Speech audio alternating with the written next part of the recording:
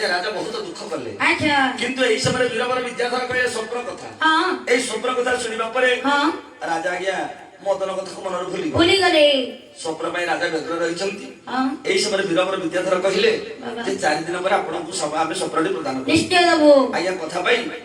Contour पय ए बेनी भाई जाइछंती निज मंदिर को एई समय घटना घटी जाउछि कोन जे मदन पडिछि कुपरे मध्यरे मरिछि नारायण विचार कले जेते कुपरे मदन मरिबो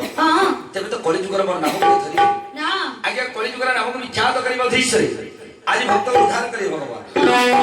एक है तो तुमको गोरी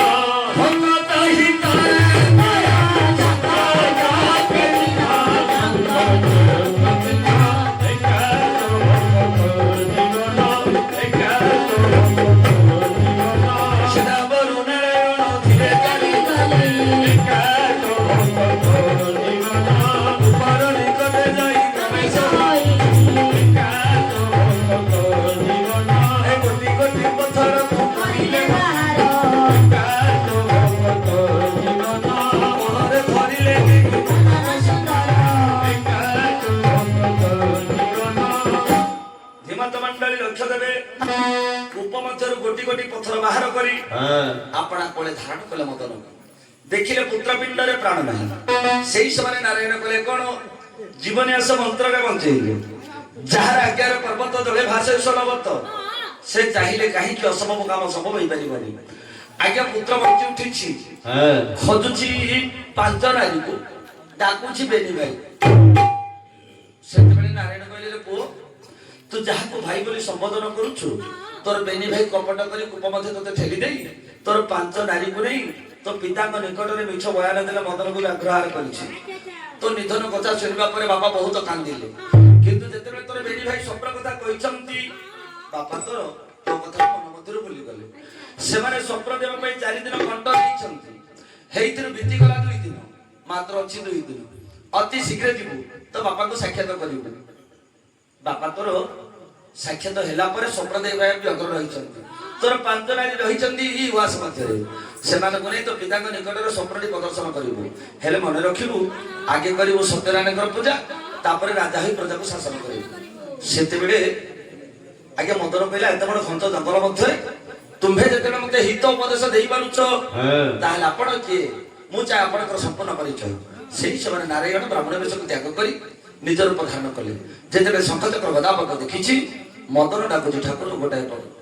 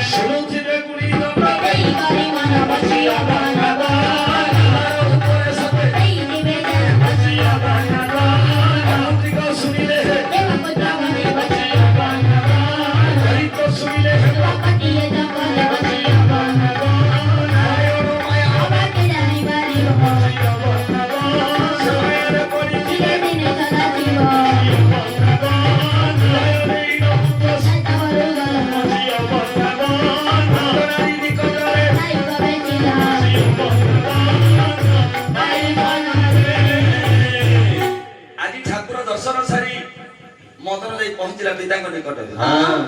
ଯେତେବେଳେ ସାର୍ଥକର ପ୍रणिपात ଜଣେଇଛି ସେତେବେଳେ ରାଜା କହିଲେ ରେ ପୁଅ ମୁଁ ଶୁଣିବାକୁ ପାଇଥିଲି ତତେ କୁଆଡେ ବ୍ୟାଘ୍ରହାର କରିଛି। ହଁ ମଦନ କହିଲା ବାବା ହଁ ପ୍ରକୃତରେ ମତେ ବ୍ୟାଘ୍ରହାର କରିନି। ଆଚ୍ଛା ମୋର ବେନି ଭାଇ କପଟ କରି କୂପ ମତେ ଠେଲି ଦେଇ ମୋର 5 ନାରୀକୁ ନେଇ ଆସିଛନ୍ତି। ହଁ ଏ କଥା ଜାଣିଲା ପରେ ରାଜା ବିଚାର କଲେ ହଁ ଆଗେ ମୋର ବେନି ପୁତ୍ରକୁ ଶାସ୍ତି ଦେବା ଉଦ୍ଦେଶ୍ୟରେ ଡାକିଲେ ଖାତ ହଁ କାହିଁକି ଏଇଠି ଆପଣ ମାନେ ଜାଣିବା ଦରକାର କାହା ଦୋଷ ଦେଖିବାକୁ କ୍ଷମା ଦେବା ହଁ